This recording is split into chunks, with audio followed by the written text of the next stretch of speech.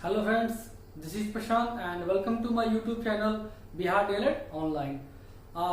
इस प्लेटफॉर्म पे आप सबको डीएलएड सेकेंड ईयर का जो भी पाठ्यक्रम है, जो भी करिकुलम है, उसकी तैयारी ऑनलाइन कराई जाती है। आप घर बैठे इसकी तैयारी कर सकते हैं। ठीक है फ्रेंड्स, तो चलिए डिस्कस करते हैं। आज हम लोग S7 जो हमारा चल रहा था, जिसमें हम लोगों ने प्रीवियस वीडियो में पहला यूनिट पूरी तरह से समाप्त कर लिया था। थोड़ा सा वो वीडियो लंबा था, उसको धैर्यपूर्वक देखिएगा, स्किप नहीं करिएगा, बहुत इंपॉर्टेंट वीडियो था वो। उसी क्रम में हम लोग आगे बढ़ते हैं फ्रेंड्स, और S7 का जो यूनिट 2 है हमारा, आज उसको डिस्कस करेंगे। ये एक्चुअली 2 पार्ट में होने जा रहा है फ्रेंड्स। ठीक है, आज का हमारा ये पार्ट 1 रहेगा, ठीक है, और सेकेंड पार्ट में हमारा ये यूनिट पूरी तरह से समाप्त हो जाएगा। तो ये जो सेकेंड यूनिट है S7 का, ये है हमारा गणित में सीखने की योजना। ठीक है ना फ्रेंड्स, ये जो था गणित में सीखने की योजना, मतलब गणित को कैसे सिखाया जाए, कैसे सीखा जाए, उसके लिए एक योजना का निर्माण किया जाता है। योजना, जिसको इंग्लिश में क्या बोलेंगे, प्लान। एक प्लानिंग करते हैं कि बच्चे को कैसे गणित को सिखाया जाए। कहीं ना कहीं ये एक बहुत ही मुश्किल कार्य होता है एक शिक्षक के लिए, बच्चों को गणित का अधिगम कराना। तो उसी के लिए फ्रेंड्स ये सिखाया जाता है, ये पढ़ाया जाता है कि गणित में कैसे योजना का निर्माण किया जाता है, कैसे प्लान, लेसन प्लान बनाया जाता है, लेसन प्लान की क्या क्या विशेषताएं रहती है, कौन कौन से उसके कंडीशंस रहते हैं, ठीक है ना, पाठ का निर्माण कैसे होता है, या गणित में आकलन कैसे होता है, गणित में सतत एवं व्यापक मूल्यांकन कैसे होता है, ये सारी चीजें हम लोग इस यूनिट में कवर करेंगे। ठीक है, तो आइए शुरू करते हैं आज का ये वीडियो। छोटा सा वीडियो है, देखिएगा, ध्यान से समझने का प्रयास करिएगा। आज का जो पहला टॉपिक है फ्रेंड्स, वो है हमारा पाठ योजना। ठीक है ना, पाठ योजना यानी कि लेसन प्लान। इसको अंग्रेजी में क्या बोलेंगे फ्रेंड्स, लेसन प्लान। ठीक है ना, लिख लीजिएगा, लेसन प्लान। मतलब यहाँ पे क्या हो रहा है कि पाठ को पढ़ाने के लिए पाठ का योजना बनाया जाता है, उसी को हम क्या बोलते हैं, लेसन प्लान। समझिएगा इसको, लेसन प्लान क्या करता है, तो बच्चों में अधिगम सुनिश्चित करने के लिए, है ना, क्योंकि बच्चा सीख रहा है कि नहीं सीख रहा है, ये सुनिश्चित करने के लिए एक पीरियड में, जिसको हिंदी में कालांश बोलते हैं, एक पीरियड में कौन कौन सी क्रियाएं होती हैं, कौन कौन से क्रमायोजन होते हैं, कौन कौन सी चीजें या प्रक्रिया की जाती है, ठीक है ना, उसी का विवरण इस पाठ योजना में दिया जाता है। ठीक है ना, कि ताकि जो भी उसका क्रियाकलाप है, जो भी उसका पाठ योजना है, वो बच्चे को समझ में आ सके। यही हमारा क्या कहलाता है, पाठ योजना कहलाता है। पाठ योजना में शिक्षण का जो मुख्य उद्देश्य रहता है, पाठ योजना क्यों बनाते हैं, तो इसमें जो टीचिंग का जो ऑब्जेक्टिव रहता है, जो शिक्षण का उद्देश्य रहता है, उसकी प्राप्ति की जाती है। कौन कौन से टीचिंग मटेरियल यानी कि शिक्षण सामग्री यूज किए जा रहे हैं, कौन से इसके सामान्य उद्देश्य, कौन से इसके विशिष्ट उद्देश्य है, बच्चों का पूर्व ज्ञान क्या है, प्रायर नॉलेज क्या है, उनका प्रस्तावना क्या है, प्रस्तुतिकरण क्या है, इस सब की विवेचना करता है कौन, तो पाठ योजना। अगर इसको सिंपल भाषा में बोला जाए तो लेसन प्लान क्या है, तो लेसन प्लान एक वैसी प्रक्रिया है जिसमें बच्चों को क्या पढ़ाया जाए, कब पढ़ाया जाए, कौन कौन सी टेक्निक्स का यूज किया जाए, कौन कौन से सामग्री का यूज किया जाए, किस तरह के सवाल बच्चे से पूछा जाए, ये सारी चीजें हम लोग लेसन प्लान में डिस्कस करते हैं। ठीक है ना, चलिए आगे बात करते हैं कि पाठ योजना की आवश्यकता एवं महत्व। आखिर ये पाठ योजना की आवश्यकता क्यों पड़ी, क्या नीड था हम लोग के लिए, और क्या इसका इंपॉर्टेंस रहा। नीड एंड इंपॉर्टेंस देखेंगे हम लोग कि पाठ योजना की क्यों आवश्यकता पड़ी। तो अगर बात की जाए आवश्यकता की, तो सबसे पहले इसमें क्या होता है कि जो उद्देश्य रहता है, किसी भी काम को करने के पीछे क्या रहता है, एक पर्पस रहता है, एक ऑब्जेक्टिव रहता है, एक उद्देश्य रहता है। तो सबसे पहले क्या है पाठ योजना का उद्देश्य, तो जो हमारा उद्देश्य है पाठ योजना का, उसकी पूर्ति होती है। इसमें जो शिक्षक का कॉन्फिडेंस रहता है वो ज्यादा हाई रहता है, क्योंकि वो एक प्लान बना के क्लास में जाता है। जब प्लान बना के जाइएगा तो आपको पता है कि क्या करना है, कैसे करना है और क्यों करना है, यानी कि शिक्षक का जो कॉन्फिडेंस रहता है वो क्या रहता है, इसमें हाई रहता है। शिक्षण जो होता है वो योजनाबद्ध चलती है, मतलब जिस योजना के बिहाफ पे हम लोग जा रहे हैं वो योजनाबद्ध चलती है, क्रमबद्ध चलती है, और एक व्यवस्थित तरीके से हमारा जब पठन पाठन होता है वो बच्चों के समक्ष वो चलते रहता है। ठीक है ना, इसके अलावा विषय वस्तु की पहचान, समय का सदुपयोग, शिक्षक को पता रहता है क्या पढ़ाना है, कौन सा टॉपिक आज लेके जाना है, कौन से विषय को लेके जाना है। तो मतलब यहाँ पे क्या होता है, जब हमको पता है क्या पढ़ाना है, टॉपिक्स क्या है, तो इसमें समय का भी सदुपयोग हो जाता है, समय का वेस्ट नहीं हो पाता है। इसके अलावा और अगर आवश्यकता की बात करें तो जो जब योजना बनाते हैं तो उसमें जो भी कठिनाइयां आने वाली होती है, खासकर छात्रों को उसका पूर्वानुमान शिक्षक लगा लेता है और उस कठिनाइयों को वो दूर करके ही कक्षा कक्ष में एंट्री करता है। ये भी इसका क्या हो सकता है, एक आवश्यकता और एक महत्व हो सकता है। छात्रों के लिए अधिगम आसान और रुचिपर हो जाता है। बिल्कुल सही बात है कि पाठ्य योजना अगर अच्छी हो तो वो काफी ज्यादा इंटरेस्टिंग हो जाता है और बच्चे बहुत आसानी से उसको सीख पाते हैं। ठीक है ना। चलिए आगे बात करते हैं कि अच्छी पाठ्य योजना की कौन कौन सी विशेषताएं हैं, यानी कि क्वालिटी कौन कौन सी है वो समझ लेते हैं। एक अच्छी पाठ्य योजना कोई शिक्षक बनाएगा तो उसका कौन कौन सा क्वालिटी है। तो सबसे पहले ये है कि उद्देश्य जो रहता है वो स्पष्ट रहता है, ताकि जिससे फायदा ये होता है कि एक पीरियड में जितना टॉपिक कवर करना है वो समय के साथ पूरी तरह से क्या होता है, समाप्त हो जाता है। मतलब उद्देश्य जो रहता है वो स्पष्ट होता है, क्लियर रहता है। शिक्षार्थी क्रियाशीलन का पूर्वानुमान पाठ्य योजना में होनी चाहिए। मतलब कि शिक्षक जब पाठ्य योजना का निर्माण करता है तो शिक्षार्थी उसमें कितना एक्टिव रहेगा उसका भी वो पूर्वानुमान कर लेता है, ताकि शिक्षण अधिगम अच्छे से हो सके। ये भी इसका क्या है, एक क्वालिटी है। इसके अलावा विशेषता की बात करें तो इसमें टीएलएम के बारे में पहले से ही शिक्षक पता कर लेता है। टीएलएम का मतलब होता है फ्रेंड टीचिंग लर्निंग मटेरियल। ठीक है, इसका शॉर्ट फॉर्म याद रखिएगा, टीचिंग लर्निंग मटेरियल के शिक्षण सामग्री में क्या क्या यूज होने वाला है उसके बारे में शिक्षक को पहले से ही जानकारी हो जाती है। वो पूरी व्यवस्था के साथ कक्षा कक्ष में एंट्री करता है। कौन कौन सी क्रियाकलाप करने हैं उसके बारे में उसको जानकारी रहती है। शिक्षार्थी से कौन कौन से क्रियाकलाप कराने हैं, कैसे कराने हैं, ये सारी जानकारी योजना बनाते समय ही हो जाती है। तो इसमें एक विशेषता है अच्छी पाठ्य योजना की। ठीक है ना। इसके अलावा पाठ्य योजना रोचक हो जाता है ताकि उसमें क्रियाकलाप हो, है ना। जब क्रियाकलाप होगा तो ऑटोमेटिकली बच्चों को मजा आएगा, है ना। बच्चे को अगर शांति से बैठा के केवल सुनाया जाए तो बच्चे बोर हो जाएंगे और सुनना शुरू कर देंगे। इसलिए एक्टिविटी होना बहुत ही जरूरी है, ये भी इसके क्वालिटी में आता है। साथ ही साथ बच्चों में स्पष्ट बोध पैदा होती है, यानी कि जो अंडरस्टैंडिंग होता है वो अच्छे से हो पाता है बच्चे के अंदर। तो ये एक अच्छी पाठ्य योजना की क्या विशेषताएं होती है। आगे बात करते हैं पाठ्य योजना की परिसीमाएं। परिसीमाएं का मतलब होता है लिमिटेशन। ठीक है ना, लिमिटेशन होता है मतलब कौन कौन सी इसके अंदर कमियां है या लिमिटेशन है, सीमाएं इसकी हैं वो कम है। परिसीमा देख लेते हैं। परिसीमाएं की बात करें तो इसमें जो शिक्षण जो होता है ना वो आपका फ्लेक्सिबिलिटी खत्म हो जाता है ना, इनफ्लेक्सिबल हो जाता है। ये क्या हो जाता है, इनफ्लेक्सिबल। जबकि एनसीएफ 2005 क्या कहता है कि जो पठन पाठन हो, जो सिलेबस हो या जो करिकुलम हो वो क्या हो, फ्लेक्सिबल होना चाहिए, ताकि बच्चे उसको अपने हिसाब से क्या करें, समायोजित कर पाए। लेकिन पाठ्य योजना बनाते समय दिक्कत ये होता है कि वहां पे फ्लेक्सिबिलिटी खत्म हो जाती है। मतलब वहां पे ये चूंकि ना जो आपका पाठ्य योजना है ये शिक्षक केंद्रित होता है, जबकि एनसीएफ 2005 किस पे बल देता है तो छात्र केंद्रित, यानी बाल केंद्रित शिक्षण में बल देता है, बाल केंद्रित अधिगम में बल देता है। जहाँ पे उसने फ्लेक्सिबिलिटी की बात की थी कि जो सिलेबस है, जो करिकुलम है उसमें क्या होना चाहिए, फ्लेक्सिबिलिटी होना चाहिए, ताकि बच्चे उससे समायोजित हो सके। लेकिन जब पाठ्य योजना खुद शिक्षक बनाएंगे, यहाँ पर छात्र की जो भूमिका रहती है वो नगण्य रहती है। मतलब उसमें छात्र का कोई योगदान नहीं रहता, कोई हिस्सेदारी नहीं रहती है। पूरा का पूरा योगदान किसका रहता है, तो एक टीचर का रहता है। और टीचर अपने हिसाब से क्या करता है, पाठ्य योजना तैयार करता है, लेसन प्लान तैयार करता है। यानी कि वहां पे छात्रों के लिए जो फ्लेक्सिबिलिटी है वो क्या हो गई, समाप्त हो गई। यानी कि ये इसका सबसे बड़ा ड्रॉबैक है, सबसे बड़ा इसका लिमिटेशन है। ठीक है ना। नई जानकारियां इसमें ऐड नहीं की जा सकती क्योंकि पाठ्य योजना तैयार हो चुकी है। अब शिक्षक को जाके बस उसको क्या करना है, तो एग्जीक्यूट कर देना है उस प्लान को। मतलब अगर वो चाहे कि उस दौरान कोई नई विधि को, नई टेक्निक्स को ऐड करे तो वो नहीं कर पाएगा। यानी कि ये भी क्या हो गया, इसका एक ड्रॉबैक हो गया। इसमें इसी तरह कक्षा कक्ष का जो रुचि रहता है वो क्या होता है, समाप्त हो जाता है। तो ये सब कुछ लिमिटेशन है, इसको याद रखिएगा। ठीक है ना। आगे बात करते हैं पाठ्य योजना का निर्माण। मतलब ये लेसन प्लान तैयार कैसे होता है इसको समझ लेते हैं। कभी कभी ये भी एग्जाम में पूछ दिया जाता है, तो कुछ फॉर्मेट है जिसको ध्यान में रखिएगा, पॉइंट्स वगैरह है ना, की पॉइंट्स है उसको याद रखिएगा। मैं बता देता हूँ कि लेसन प्लान को कैसे तैयार करते हैं। देखिए लेसन प्लान कैसे तैयार होता है, तो सबसे पहले क्या होता है कि विद्यालय का नाम लिखा जाता है। सबसे पहले यहाँ मैं लिखता हूँ विद्यालय का नाम। ठीक है ना।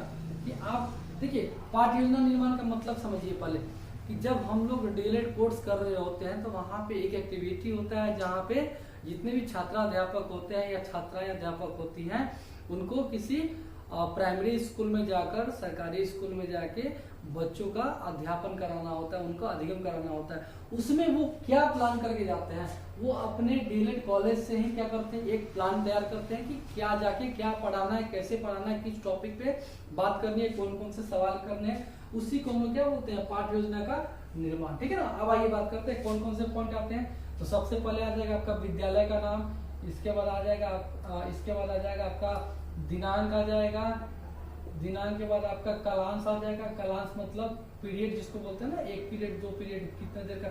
इसके बाद आपका समय आ जाएगा कि भाई कितने देर का, तो 35 से 40 मिनट होता है। हालांकि एनसीएफ जो बोलता है वो बोलता है कि प्राइमरी लेवल पे जो पीरियड होना चाहिए बच्चों के लिए वो 35 मिनट का होना चाहिए, लेकिन कहीं कहीं 40 मिनट लिखता है, तो 35-40 मिनट का समय होना चाहिए। इसके बाद यहाँ पे आपका हो जाएगा कक्षा की भाई आप किस क्लास में पढ़ा रहे हैं, है ना, वो दे देंगे यहाँ पे। इसके बाद छात्राध्यापक का नाम आ जाएगा, छात्राध्यापक का नाम, भाई आपका नाम क्या है, कौन पढ़ाने जा रहा है, ठीक है ना। इसके बाद प्रकरण आ जाएगा, प्रकरण यानी कि किस विषय पे आज बात करना चाहते हैं। मान के चलिए कि हम लोग पर्यावरण अध्ययन में प्रदूषण के बारे में बात करते हैं, तो ये हमारा आज का विषय हो जाएगा, ठीक है ना। इसके बाद बात करें तो सामान्य उद्देश्य कौन से है, क्यों सिखा रहे हैं भाई, क्या उद्देश्य है, उसका ऑब्जेक्टिव क्या है। तो छात्रों का बहुमुखी विकास करना है, उनका मानसिक विकास करना है, ठीक है ना, उनको पर्यावरण में रुचि उत्पन्न करना है, ये सब सामान्य उद्देश्य में आ जाएंगे। विशिष्ट उद्देश्य उसके बाद आता है आपका विशिष्ट उद्देश्य। तो विशिष्ट उद्देश्य में क्या आ जाएगा कि भाई आप क्या पढ़ाने जा रहे हैं, जैसे पर्यावरण में पॉल्यूशन पढ़ाने जा रहे हैं ना, प्रदूषण, तो वहाँ पे लिखा जा सकता है कि आज हम बच्चों को प्रदूषण के बारे में बताने जा रहे हैं, ये क्या हो गया, विशिष्ट उद्देश्य हो गया। इसके बाद शिक्षण सामग्री के बाद आ जाएगी शिक्षण सामग्री, जिसको हम लोगों ने क्या बोला था, TLM बोला था, TLM टीचिंग लर्निंग मटेरियल। शिक्षण सामग्री के बाद अगर बात की जाए तो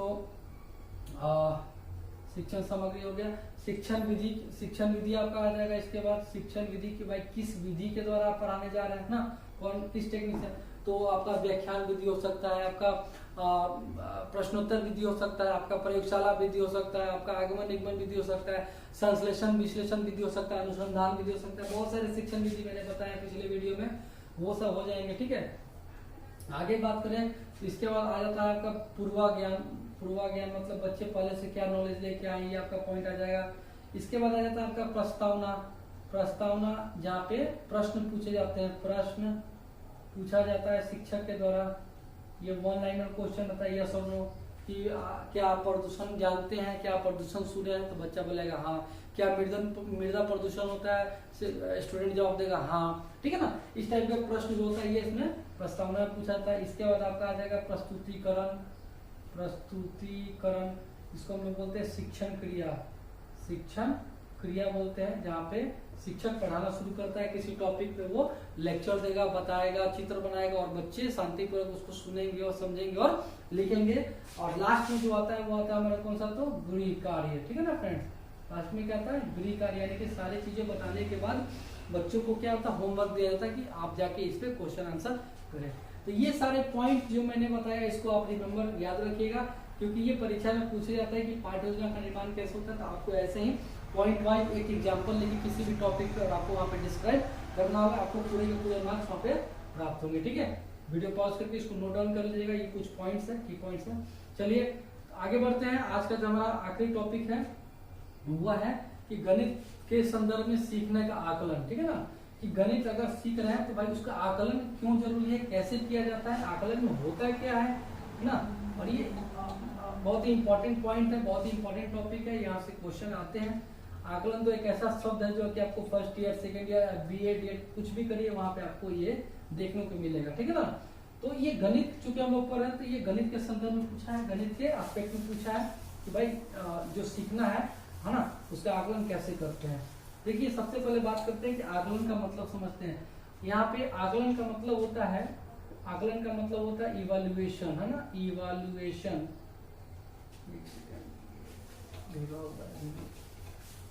क्या बोलेंगे इसको, इवैल्यूएशन, जिसको हम लोग क्या बोलते हैं, मूल्यांकन भी बोल सकते हैं, या आकलन का मतलब बोल सकते हैं अनुमान लगाना, अनुमान लगाना, ठीक है ना। किसी भी चीज का अनुमान लगाना क्या कहलाता है, आकलन कहलाता है। तो गणित के संदर्भ में अगर बात की जाए तो आकलन का क्या मतलब होता है, इसको समझ लेते हैं। तो ये हमारा टॉपिक आज का पूरी तरह से समाप्त हो जाएगा।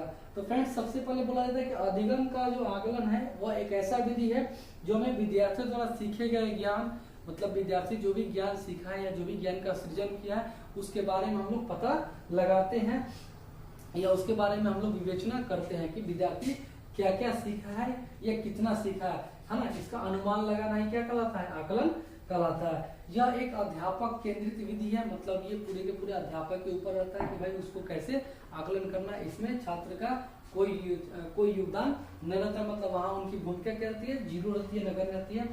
अध्यापक जो है सीखने सिखाने की गतिविधियों का निर्माण करता है। आकलन में क्या होता है कि जो शिक्षक रहता है वो सीखने सिखाने की गतिविधियों का निर्माण करता है, कुछ प्लानिंग करता है ना, कुछ नियम कानून बनाता है, और उस नियम कानून के आधार पे वो बच्चों का क्या करता है, तो अनुमान लगाता है कि बच्चा क्या सीखा है, कितना सीखा है, और क्या इसके अंदर कमियां रह गई है, ठीक है ना, क्या सीखना बाकी रह गया, ये सब क्या करता है, शिक्षक अनुमान लगाता है। उसी को हम लोग क्या बोलते हैं, आकलन बोलते हैं। आइए एक एग्जाम्पल की मदद समझते हैं। जैसे आप छोटे बच्चों को आपने देखा होगा कि जब वो चलना सीखता है तो माँ उसको बोलती है, उसको अपने आगे की तरफ हाथ पसारती है, बोलती है कि बच्चा मेरे गोद में आ जाओ। तो छोटा बच्चा क्या होता है, खड़ा होता है और चलना शुरू करता है। लेकिन जैसे ही बच्चा गिरने वाला होता है, माँ क्या करती है, उसको अपना उंगली थमा देती है और बच्चा उंगली पकड़ के क्या होता है, बैलेंस हो जाता है, मतलब गिरता नहीं है। मतलब क्या हुआ कि माँ को ये पता है कि बच्चा कब गिरने वाला है। मतलब क्या हुआ, माँ ने आकलन कर लिया, वहां पे माँ ने क्या कर लिया, आकलन कर लिया, माँ ने अनुमान लगा लिया कि हाँ अब ये बच्चा गिरने वाला, अगर इसको उंगली नहीं पकड़ाई तो ये गिर जाएगा और इसको चोट लग जाएगी, ठीक है ना। इसी को क्या बोलते हैं, आकलन। मतलब माता को अपने बच्चे का चलने का क्या हो गया, आकलन हो गया, उनको अनुमान लग गया है, ठीक है ना। दूसरी चीज एक और है कि एग्जाम्पल के लिए कि जैसे कक्षा में जब कोई शिक्षक गया पढ़ाने के लिए, उसने पढ़ाना शुरू किया, तो शिक्षक क्या होता है, बीच ऐसा नहीं कि एकदम पढ़ाना शुरू कर दिया और लगातार पढ़ाया जा रहा है। ऐसे में क्या होता है कि जो बच्चे का अध्ययन है वो सही तरीके से नहीं हो पा रहा है, कुछ बच्चे सीख रहे हैं, कुछ बच्चे नहीं सीख रहे हैं। जबकि समावेशी शिक्षा क्या करता है कि सारे बच्चों का जो शिक्षण हो वो एक तरीके से हो और इक्वली हो। ऐसे में क्या होता है, जब शिक्षक क्लास में जाता है तो वो कुछ देर पढ़ाता है, कुछ देर रुकता है, कुछ देर पढ़ाता है, कुछ देर रुकता है, और बच्चों का जो एक्सप्रेशन होता है, जो हाव भाव रहता है, उसको वो पढ़ने का प्रयास करता है और उसके हिसाब से अपने क्रियाकलाप में क्या करता है, चेंजेस करता है, ताकि वो अच्छे से अधिगम कर सके। उदाहरण के लिए समझिए कि मान लीजिए 2 क्लास है, क्लास 1 और क्लास 2। इसमें एक शिक्षक गया क्लास 1 में, क्लास में जाते ही उसने पढ़ाना शुरू कर दिया, वो लगातार पढ़ाते गया, चीजों को स्पष्ट करते गया, कंटिन्यूअसली पढ़ाते गया और बच्चे सीखते गए, ठीक है ना। दूसरा कंडीशन, दूसरे कक्षा में शिक्षक गया और उसने जाके पढ़ाया, फिर वो बीच में कुछ देर के लिए रुक गया, बच्चों का हाव भाव देखा, उनका फेशियल एक्सप्रेशन देखा, चेहरे का हाव भाव पढ़ा कि बच्चे क्या समझ रहे हैं कि नहीं समझ रहे हैं। वो जितना पढ़ाया था उसी के बीच में से उसने कुछ सवाल बच्चों के समक्ष रखा, मतलब सवाल किया और फिर आगे बढ़ा, फिर रुका, फिर उसने कुछ सवाल किया, मतलब आपस में कुछ इंटरेक्शन हुई, कुछ बातचीत हुआ। तो ये 2 कंडीशन बनते हैं। अब अगर इन दोनों कंडीशन को तुलना करके देखा जाए तो पूछा जाए कि भाई किस क्लास में ज्यादा अच्छे से अध्ययन हुआ, तो सबका जवाब होगा क्लास 2। क्यों? क्योंकि यहाँ पर शिक्षक क्या कर रहा है, बीच बीच में अनुमान लगा रहा है कि मैं जो पढ़ा रहा हूँ, है ना, वो बच्चा समझ पा रहा है कि नहीं पा रहा है। तो कहीं ना कहीं जब शिक्षक क्लास में जाता है तो वो बीच में रुक कर जरूर अनुमान लगाता है, बच्चों का हाव भाव देखता है कि बच्चे कितना समझ रहे हैं, उसकी वो जांच करता है, वो अनुमान लगा लेता है और उसके हिसाब से वो अपने क्रियाकलाप में क्या करता है, तो बदलाव करता है। बदलाव करना जरूरी है, अगर बदलाव नहीं करता है तो उसका अधिगम वहाँ पे व्यर्थ हो जाएगा, क्योंकि बच्चे तो सीख ही नहीं रहे। तो वो अपने क्रियाकलाप में क्या करता है, बदलाव करता है और यह प्रक्रिया निरंतर चलती रहती है। आकलन कैसी प्रक्रिया है, तो यह एक निरंतर चलने वाली प्रक्रिया है। निरंतर, या इसको हम क्या बोलेंगे, सतत प्रक्रिया बोलते हैं ना, कंटिन्यूअसली प्रोसेस, है ना। ये एक निरंतर चलने वाली प्रक्रिया है और ये मरणोपरांत तक चलती है। हर व्यक्ति का आकलन कहीं ना कहीं होते रहता है, ठीक है ना। तो बस आज के लिए बस इतना यूनिट 2 में। पार्ट 2 हम लोग कल देखेंगे अगले वीडियो में और हमारा ये यूनिट भी पूरी तरह से समाप्त हो जाएगा। आई होप कि वीडियो आप लोग को पसंद आ रहा होगा। मैं जो भी चीज़ें एक्सप्लेन कर रहा हूँ वो आप लोग को समझ में आ रहा होगा, तो ज़्यादा से ज़्यादा इसको लाइक शेयर सब्सक्राइब करिए। परीक्षा 24 तारीख से, मन लगा के पढ़िए, नोट्स अपना बनाइए, अपना हैंड रिटेन नोट्स जरूर बनाइए, है ना। परसों मैंने एक वीडियो बनाया था जिसमें मैंने ट्रांसक्रिप्शन मेथड के बारे में डिस्कस किया था, पेडागोजी ऑफ इंग्लिश में। तो आप उस विधि का जरूर यूज करें, मतलब चीज़ों को नोट जरूर करें, क्योंकि चीज़ें लिखने के बाद वो दिमाग में छप जाती है ना। तो उस विधि के प्रयोग करके पढ़ें, केवल वीडियो देख लेने से आप नहीं समझ पाएंगे। हाँ, आपको ऐसा जरूर लगेगा कि अब तो मुझे आ गया, लेकिन जब आप पेन और पेपर लेके बैठिएगा तो आप लिख नहीं पाइएगा, मेरा विश्वास मानिए, ठीक है। तो जो भी आप पढ़ रहे हैं, कलम और कॉपी लेके बैठिए, चीज़ों को नोट डाउन करिए, वीडियो रोकिए, पॉज करिए, समझिए, उसको लिखते हुए आगे बढ़िए। आप बहुत अच्छा करेंगे, एक अच्छा मार्क्स आप प्राप्त कर सकेंगे। ठीक है, तो आज के लिए बस इतना है फ्रेंड्स, धन्यवाद।